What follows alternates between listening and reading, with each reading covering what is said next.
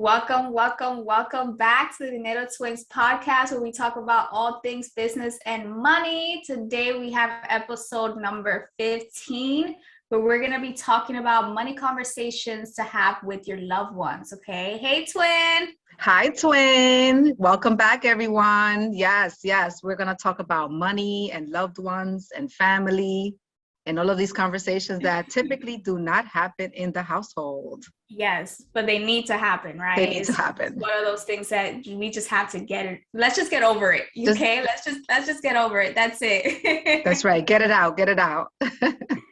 So why don't we go ahead and dive right into it, right? The first thing that we want to talk about is when exactly is the right time to talk about finances. I mean, we all know it's a very important conversation.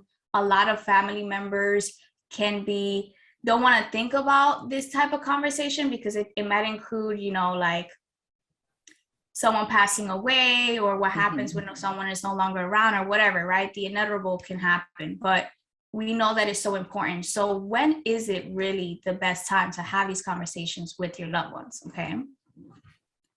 So right now, today. I was going to say, right now, like stop what you're doing and go have this conversation. Yes. Yeah. I mean, go ahead. No, I think that it's, like you said, it's something that no one really takes the time to do. And it's a shame because, at any point, at any given moment, any of us can go, right?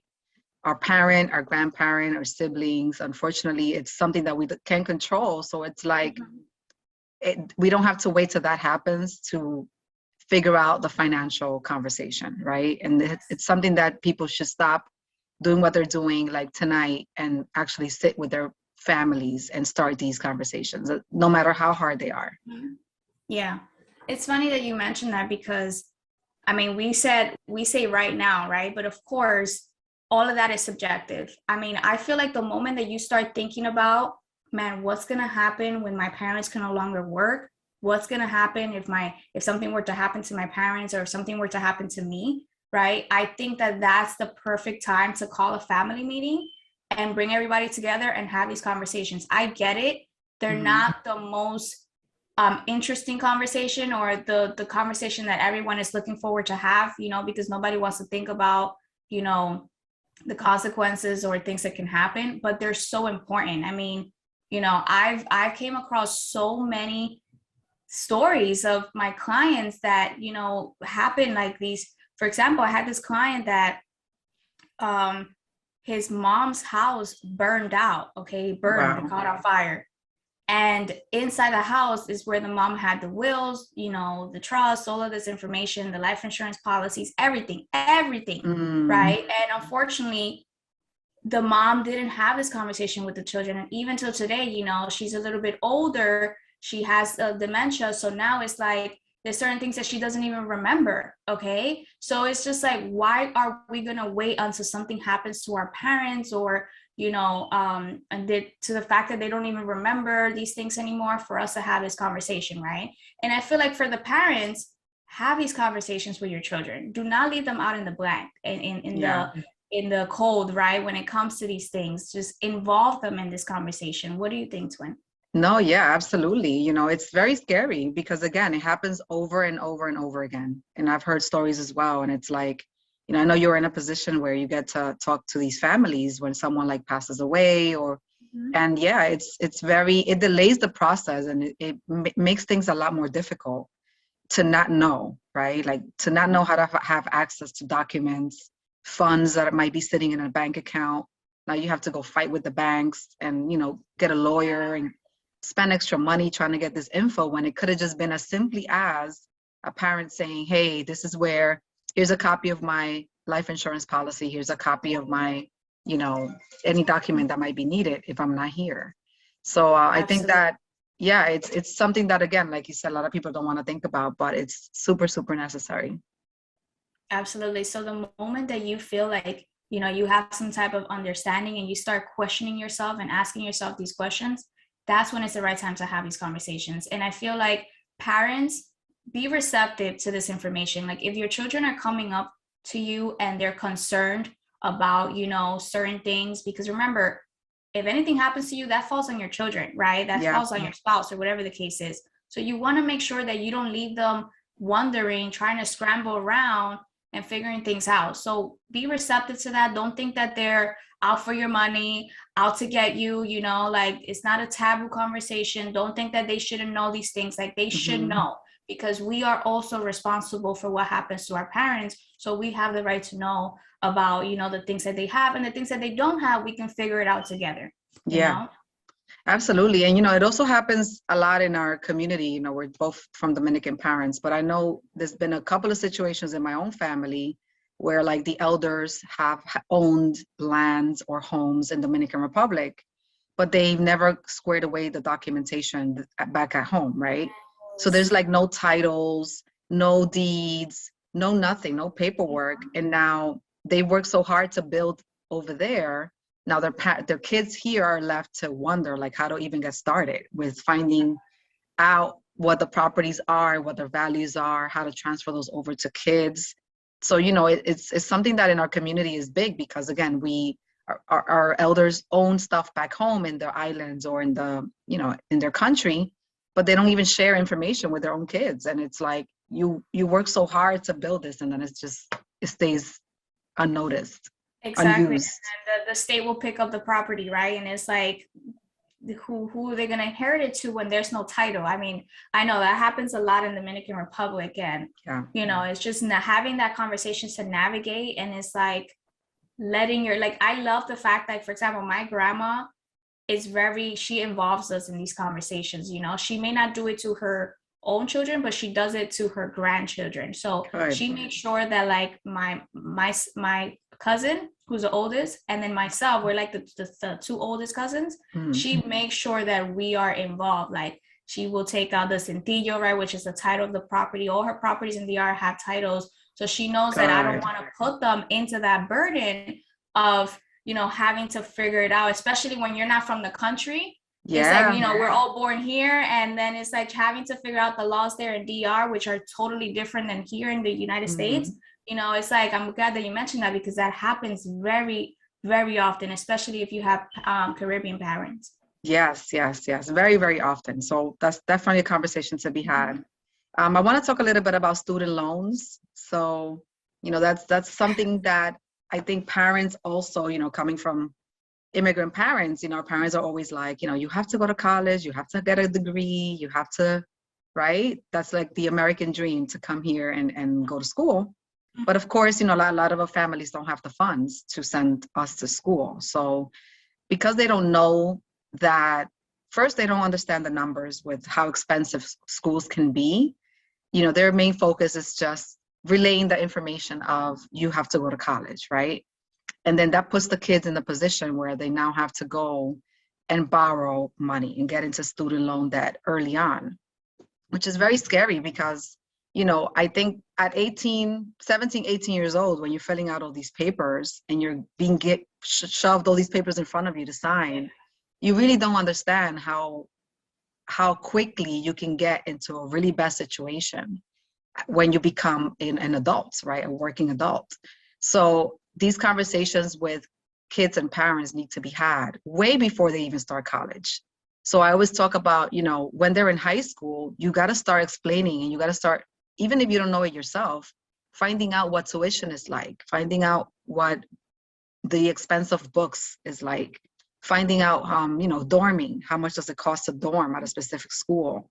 Not just waiting till the last minute when they graduate and now having the kid make the decision on their own because their friend is going to this school, their other friend is going to that school. And now these kids are setting themselves up because they're trying to just, you know, make their parents happy with going to college. So it's one of those things where, you know, I always bring that up because I had put myself in that position as well. I always say I always tell people the first semester I ever went to college for, I was already in debt for $10,000. First semester, I wasn't even 18 yet. And that was because my parents were like, you have to go to school, you have to go to school. And I didn't know any better. You know, they gave me these papers, I signed them off. Next thing you know, the student that started piling up. And then this was just with one semester. I didn't even go back after that. Wow. And that took me years to pay off because that plus interest, was crazy.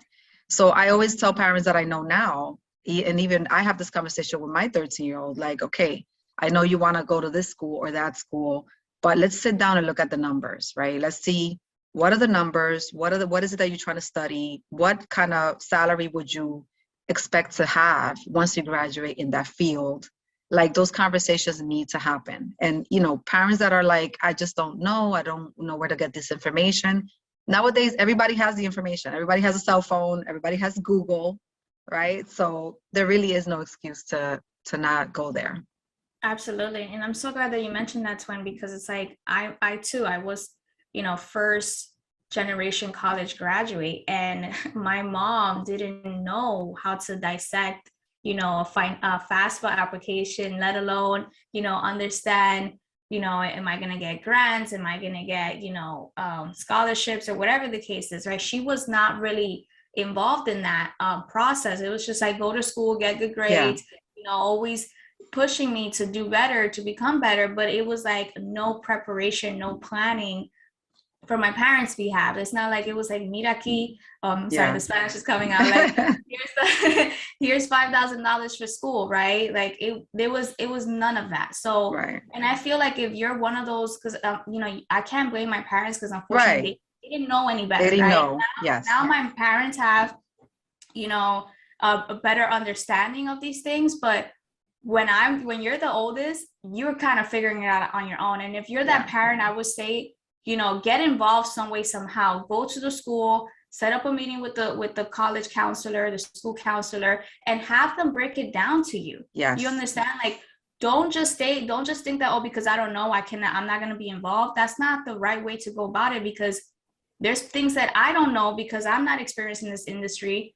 I mean, in the, when it comes to school and the numbers, right? So there's certain things that I can be leaving out on the table, or that I could be getting into a wrong deal just because I don't have, the right knowledge of the information. So I would say, look out for your children, right? You have more experience on this earth than they do. So make sure that if you don't know, at least help them seek the right help, so they can make sure that they're making the right decision. Because this is actually happening right now with my brother, who's getting ready to go. He's in his senior year of high school. He's getting ready to go to college, but you see, he has me, he has my sister. We all went through that. So now we're like, he's getting, a lot of acceptances from like school, but he's also getting good scholarships. Good. So, the amount of money that he has to take out in loans isn't as much if he didn't have, scholarships, but helping him break down the numbers, like, this school is really expensive, yes, plus the dorming and, the money that you're going to need on campus, you understand? Yeah. So it's like, little do you know, you're already in $40,000 in debt your first year.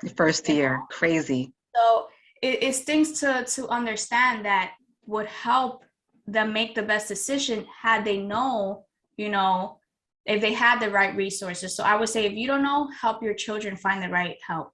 Yeah, absolutely. I have a brother too, who's a senior in high school, and the same thing, he's like, I got accepted to Hunter and I got accepted to Rochester Institute, which is, upstate New York. Yeah. And when I looked at the numbers, I'm like, kid, like these numbers are huge to go stay upstate. College is expensive.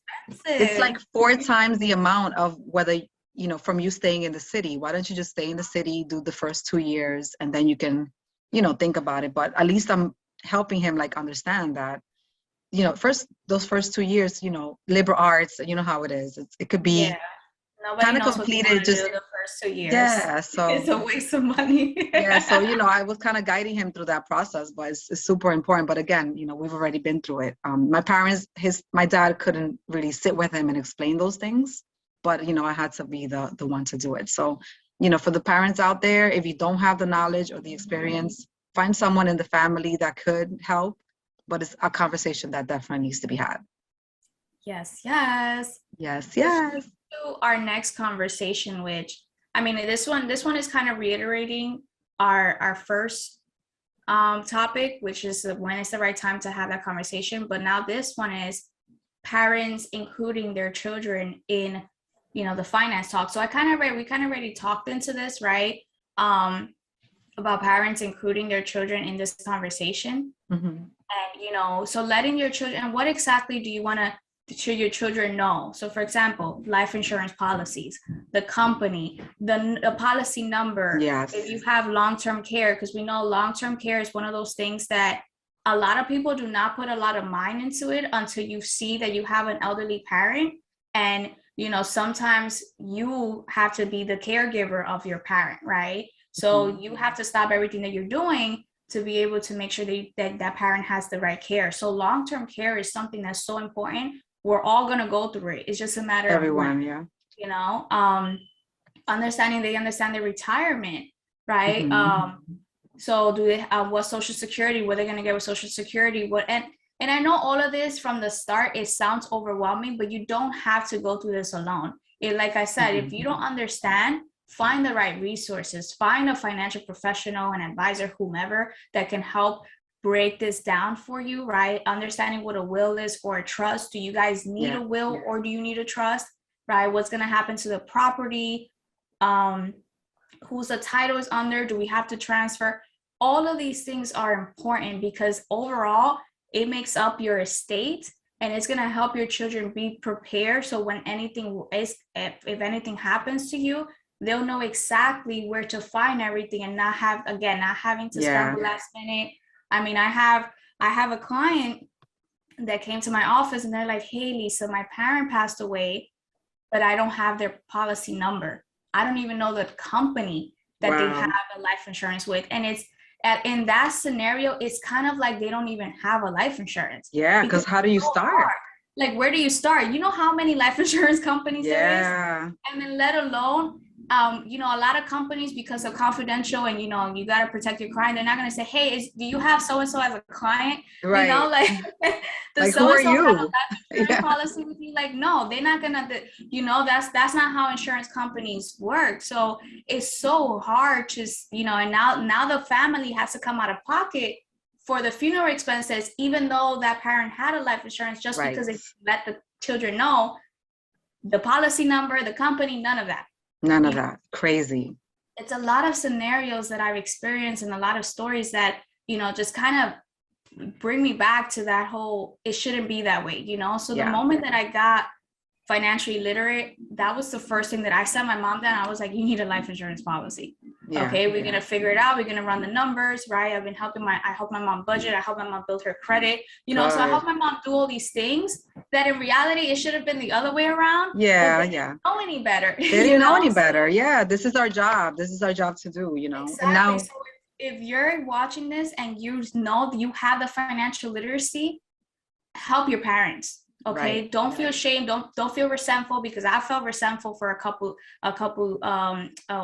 little minute. I felt resentful because I was like, you guys should have taught me this, you know, but I can't blame them. You know, they did the best with what they did the best with what they had, honestly. Exactly. Yeah, no, same here. Yeah. When I was younger, I was always resenting my parents. I was like, you know, you guys could have bought a property in the Bronx and we would have been in a much better position. And then I'm like, what am I saying? Like, they could barely like pay the rent, you know. It was so why am I being so hard on them? But let's talk a little bit about lending money out.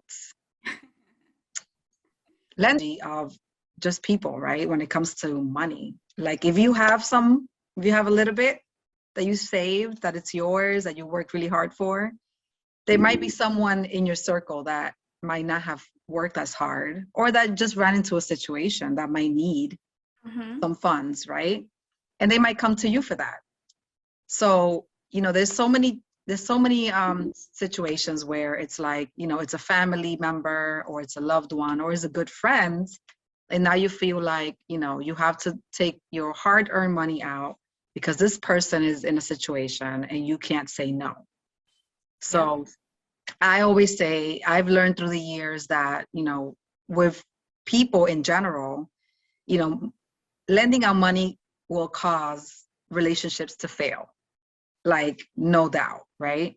Of course, there's your very unique situations where it could be like your sister or your brother, you know them, you know that they are responsible and that they will pay you back at some point. But then, you know, even there you're taking a risk, right?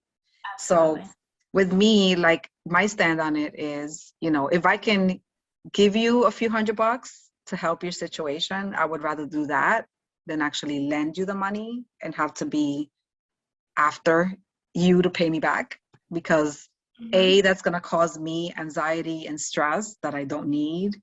And B, it's going to cause friction between us if you can't pay me back. So I've always made this clear, like after my 20s, after being in that situation a few times, I've always said, out loud in family circles, like, I don't lend out money. Like, don't even ask. If you have a situation, I'll be more than happy to like help you. If you need a flight ticket, I'll put it on my credit card. If you need some cash real quick because your light bill's about to be turned off, I'll pay that bill. But it's very, very tricky. So, and I think it comes with people after they get burned a few times, they switch their mind frame around that. But what do you think? What's been your experience? I definitely agree with you. I think that especially, and the reason why I say it's tricky is because when you lend out family money, it's kind of like to them, well, if I don't pay it back, it's fine because it's family. You understand? It's kind of like, well, you wouldn't do that to the bank. You wouldn't do that to your credit card or any other lender. So it's kind of like learning how to set those boundaries. Yes, we want to help family members, but if we were not around, how would you figure it out? I'm not the bank. I'm not the family bank, Right. And it may seem hard or like I'm coming off privilege, but that's not at what this is at all. I mean, if you are going to lend out money to your family member, you have to be savvy about it. And this is what I mean. Write a letter. Yes. Okay, you write a letter. You could do this using Google Docs or Microsoft Word. You say, I'm lending so-and-so X amount of money, and they say they will pay it back by X date, and have both parties sign it. Okay, if that person, and trust me, I'm not saying that things are gonna just to expect the worst, but in the event that that person does not keep their word, you have that document that says, well, you said you were gonna pay me back my money. Now I can, if I wanted to, I can go to court with this. You understand? I don't want to have to do that, but you did promise me that you were going to pay me back my money. It gets really tricky, because a lot of people think that, family, blood is thicker than water, we should be able to overcome everything. But at the end of the day, that's my money. That's money that I can use to better my financial situation, better my family's financial situation. So now you're taking out that money from my pocket and refusing to pay it back. It really, really just, you're going to damage a relationship, right? over some coins. It's just like, it's really hard. So that's why I avoid that. Like, I really avoid lending out money unless it's like, I really trust the person and I know that they're going to pay it back. But other than that, don't come to me. Yeah. Listen, I avoid it like the plague, but this is why I made it, I'm very vocal. Like, everyone around me knows that I don't lend money out. And I did that on purpose because it's like, you could have people around you that might be a little irresponsible with how they budget, how they save, what they do with their money. And then the way that they do things shouldn't impact the way I do things with my money, just because we're related, Absolutely. So yeah, it's definitely a conversation that people should have. If you've been in that situation where you had someone burn you with money in your own circle and you learn from that lesson, try and just not do that again. Like, absolutely. I know people can get the best of us, right, when we're like in vulnerable moments, but don't put yourself in that situation at all. I know. And it's like I mentioned, set your boundaries. Don't let people manipulate you, because people would make you feel bad because you refuse to lend out money. And I'm telling you, that happens so many times, especially with family members. It's like, oh, you're the bad person. They try to, kind of like single you out because of the fact that you won't do something, knowing that the consequences will be much worse. Because not only are you going to position yourself to lose money, but now you're going to position yourself to lose a relationship with a family member over the fact that, this person, you just didn't want to lend the money, right? Help them find the other resources. Hey, I can, help you build your credit so you can be, you can have more options for you and things like that when it comes to lender. But I can do that, but I will not lend out money. Right. I'm going to help you with all the other resources that I have access to me, but lending out money is not one of those. It's not one of those. Exactly. Yeah. Super, super important.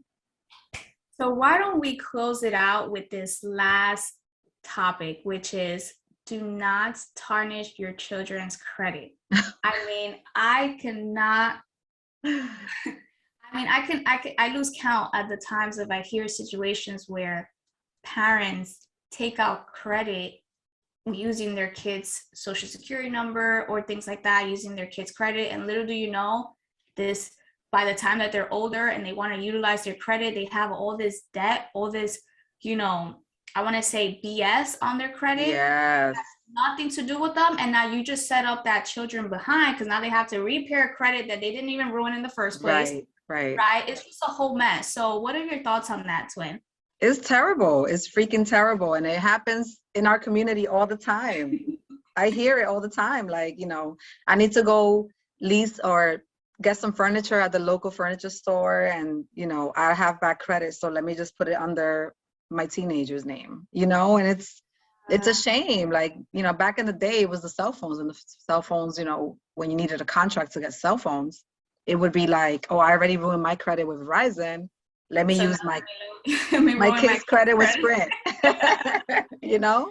Oh, and it sucks. And it's, obviously it comes from, I think it obviously it comes from poverty mindset too, because someone that's in a good position of being stable financially is not going to do that to their child, right? So we see this a lot in our communities when it comes to, being in a certain level of wealth or not having wealth kind of thing. Absolutely. Like, don't do that to your kids. They're just getting started. And a lot of parents may say, well, they're my children, like they should be able to help me out if the event that I need to. But I was like, your children are not responsible for your own bad financial mistakes. Like you could do whatever you want with your credit. You can, like I said, it's yours, but your children's are not your pawn. You understand what I'm trying to say? Like, yes. Think about it if it was the other way around. Had your parents done that to you, it would have set you back. You understand? So what I tell parents is this: fix your credit and put your children on your credit. So therefore, by the time that they're 18, they have good credit. See, I did this with my brother. I put my brother I put him as an authorized user on one of my credit cards at the age of 16. Nice. By the time he was 18 and he was able to, run his report on his Credit Karma or using Experian, he saw that he already had 750 credit score. What 18-year-old has that type of, credit starting off? Yeah. So that's why I wanted to make sure that my brother didn't have to start from where we started. I wanted to give him that little push because now I know more. I know better, so I can help him. How I helped my mom. So do not tarnish. I mean, credit is not free money at the end of the day. Right. Okay. But credit is something that you can use to elevate your life in many ways. You need credit for, your car, your home, even for insurance sometimes, it's a necessity. Like I feel like the United States runs on credit. Okay. It does. Absolutely does. So it's one of those things where it's like, look for ways that you can help and better your credit. Don't spend it on BS.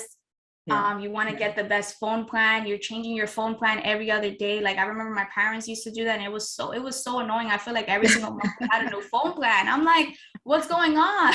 That and the cable, right? That and the cable, always. And I'm like, this is the things that that poverty minded focuses on. Like when you're wealthy,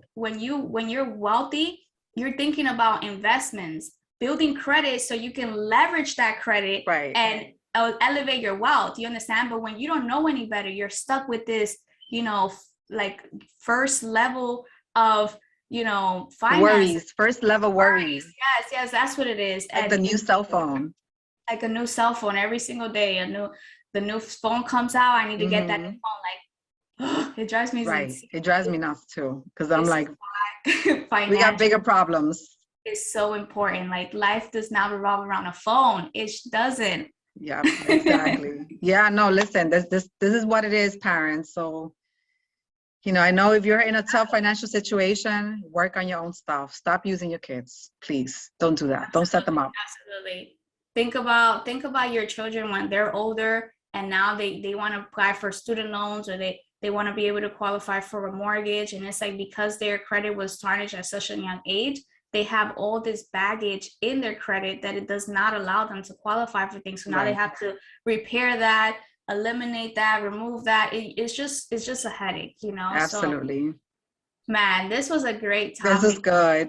Talk about this all day, from the experiences that we have in our communities, from people that we know, our own personal experiences. So this is why we wanted to get on here really quickly and just share with you all, just conversations that you want to have with your loved ones. And I hope that everybody that listens to this, you take a lot of value from it, and I hope it encourages you to want to have these conversations with your loved ones. Absolutely, people. Talk about money, okay? Involve money in your daily conversations. It is a must. You got to do it. Don't forget to subscribe and stay tuned for our next episodes. Thank you, everyone. Talk to you soon. Bye. Bye, twin. Thanks for tuning in. We hope you found great value in the content shared. Make sure to tune in again every Wednesday, and to also share our podcast link with anyone who can benefit from the information. Till next time, adios.